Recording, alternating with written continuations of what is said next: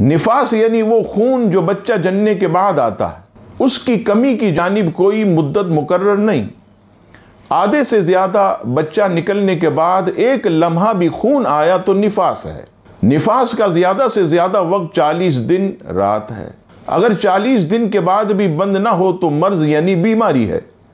लिहाजा 40 दिन पूरे होते ही गुस्ल कर ले, और अगर खून 40 दिन से पहले बंद हो जाए, ख्वाह बच्चे की विलादत के बाद 1 मिनट ही के बाद बंद हो जाए, तो जिस वक्त भी बंद हो गुस्ल कर ले और नमाज और रोज़ा शुरू कर दे।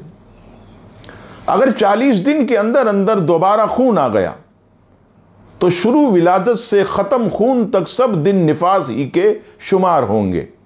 मसलन विलादत के बाद 2 मिनट तक खून आकर बंद हो गया और औरत गुस्ल करके नमाज रोज़ा वगैरह करती रही।